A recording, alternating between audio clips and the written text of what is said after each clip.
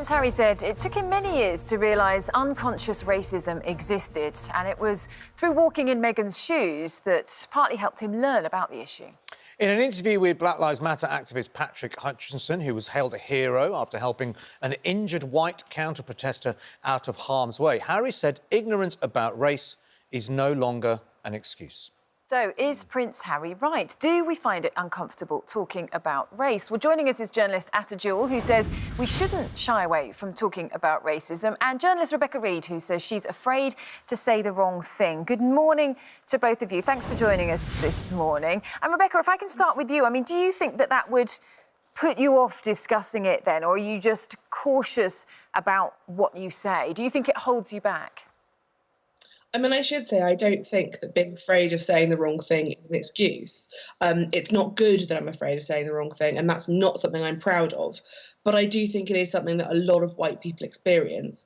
And what I'm doing at the moment is trying to educate myself so that I can do better, so that I can be a part of the conversation without that fear holding me back.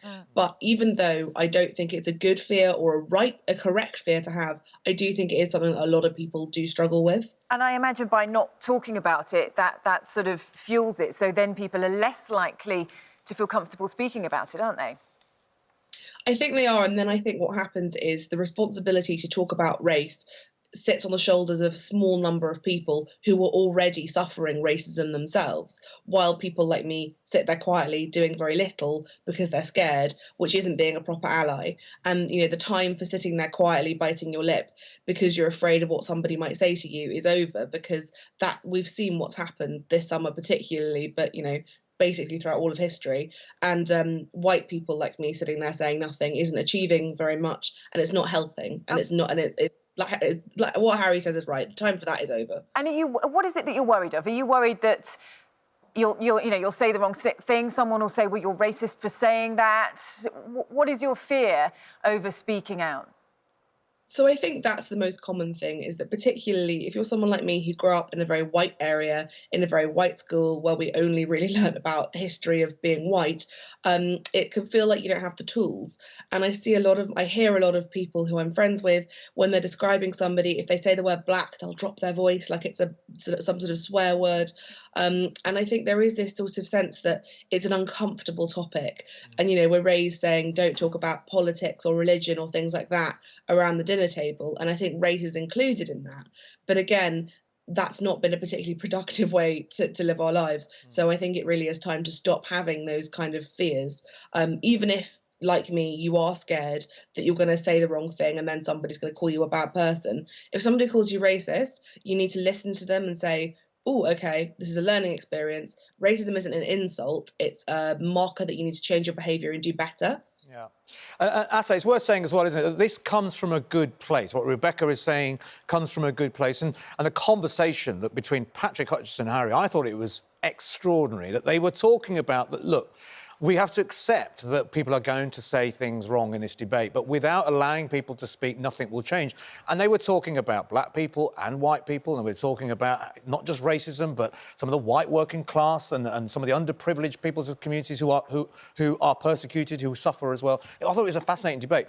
How have you approached this? How do you, as a person of colour, approach this idea of trying to be inclusive and allowing people to have that discussion about race in your life?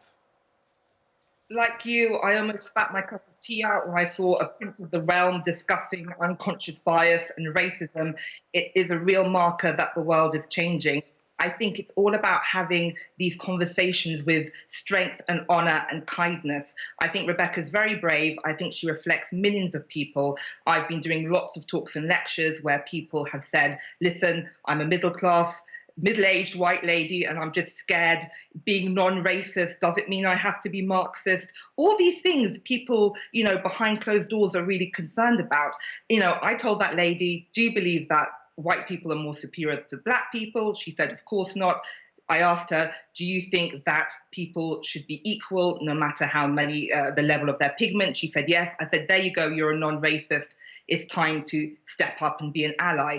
It is something people are very, very scared about. It is fatiguing to talk about it. No one's more fed up with talking about racism than I am and Black people, but I find it my duty as people before me to do something about it. And the only way we're going to have a fairer, better society is if we all come together, we all step up, and we all have these uncomfortable conversations. Because what Patrick Hutchinson says in that interview, he says, look, you know, we've got to have that discussion. And he goes, other than, let's say, the N-word, he goes, I'm happy to have that discussion with anybody and anything to come out in that conversation, and we just correct each other. The idea is that you will make a mistake, you may say something wrong, but you learn and then you'll be able to put it right the next time around. Exactly. I am 1,000% against cancel culture. Put your hand up if you've never messed up in your life, professionally, personally. We have all made mistakes. We all fail. It's about getting up, doing better, being better, and having these conversations. I think it's not about me. It's not about you. It's about my children, their children. We all are just links in a chain, and it is our responsibility now to make it a little bit better for them. You know, I've got 9-year-old twin daughters. By the age of 6, they've already been called the N-word. They've already have had so much racism thrown at them in playgrounds. And it's like, I don't blame the children. It's the parents who have to educate themselves. This is not acceptable anymore, and we need to stop it. It's and not that means having conversations. It's absolutely disgraceful that that's still happening. You know, you were talking about being fed up by talking about race, about racism, about that conversation still continuing. Do you feel any kind of sense of reinvigoration at the moment, though? We've seen all the protests taking place over the last few months. People have been talking about it in a different way. Does it seem like we're making enough steps forward now because more people are prepared to talk about it, more people are prepared to listen at the moment and hopefully change things for the better? I think this is totally a different time. We've all, I'm in my 40s, we've all seen Rodney King, we've all seen Karens, calling the police on African Americans for going to the gym, going to their own house. But why is it different now? And I honestly think it's because of COVID-19. Everyone now knows what it feels like to be Black. A little bit uncomfortable, a little bit twitchy curtains, having to watch yourself, be careful. There's always a sort of invisible threat that there might be trouble, there might be something happening. And I honestly think because people understand what it is to be a little bit uncomfortable, even when you're told you're free, even when you're told you're equal. But we will have to have a mask. We will have to make ourselves a little bit uncomfortable to make everybody safe, which we absolutely have to do. So I think for the first time, when people talk about microaggressions, they get it because they feel what it feels like to be a little bit uncomfortable, to have invisible rules put on them, because I've had it all my life. Unconscious bias, which Prince Harry's talking about. I have rushed into A&E, as a new parent with my baby. One of my babies had a sniffle. I rushed in, and the first thing I was asked was, "Who is your social worker?" Now, I've asked all of my friends, have they ever been asked who is your social worker the first time rushing into hospital with a baby? But I had a negative narrative put on me because I have more melanin in my skin. Rebecca, just to come to you again. So in order to try and, increase this conversation, this debate, Harry talks about, that it's no longer is it time to plead ignorance, that we have to go and read about each other. And that's Black people as well, and that's everybody. We have to read up about each other's history. At the moment, we are concerned about Black Lives Matter, and that is the issue currently. What can be done? What needs to be done? Is the onus on the individual, Rebecca? Do you feel responsibility yourself, or is there something else that needs to happen in society in a more major way to facilitate that? Because the thing that I slightly worry is that white people being quiet about it, they can appear to be racist, and that's not right. I don't think they are racist. I think what you've identified is just the fear of talking and appearing to be racist. And I don't think maybe have a racist bone in their body. So I just wonder, how do we overcome that then? How do we facilitate that conversation more? So for me, what's been really useful has been taking the time to buy some books by people who are experts. So I'm not cornering the only Black person at a dinner party and saying, how is racism for you? I'm taking the time to spend money, which goes to somebody who's written a book, so I can sit there and read in my own time. And then when the conversation comes up, I can say, well, when I read Why I'm No Longer Talking to White People About Race, this was what I learned. So that I have something useful to say that isn't just my white opinion about racism, which is not always the most useful. So that's one part of it I think is important. Another important part I think is, and I know we always say that everything should be taught in schools, but this really is something that does need to be taught in schools, because I know that all I learnt about was all the times that England was the best country ever, and it was England, not even Britain.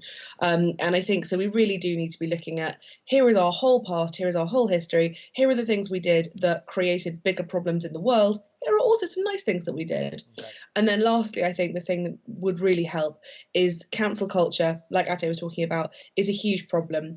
And people are so frightened, not even celebrities, normal people are so frightened of being found out on the internet for doing something wrong and then losing their livelihood. And that's a real fear that people are really having. And the result of it is they say nothing because they're scared of the outcome. And I think that's a shame. And I think most of the people I've seen leading this conversation are not here to cancel people. It's a very small minority who are very vocal.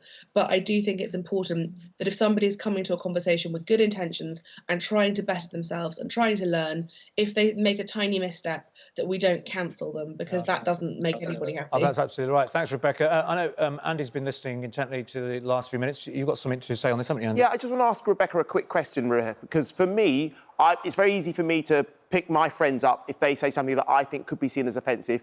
In your circle of friends, what would you recommend to other people who aren't of colour when they hear something that they feel a bit uncomfortable with? Do you encourage your friends to pipe up and say, look, guys, that's just not right? I'm trying my best, but historically, I have been bad about letting things go. A friend of mine always uses the black hand emoji, and she's white. And it's just a small thing that isn't really appropriate. And for years, I just kind of ignored it. And then recently I thought, well, actually, that's not great, and she shouldn't really do that. So I just sent her a little message being like, do you think maybe you need to rethink that one? And she changed it.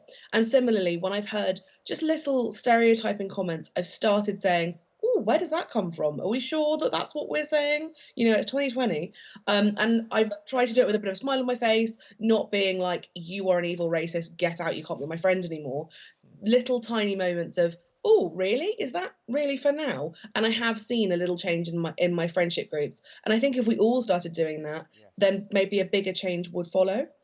Yeah, agreed. Absolutely. Well done.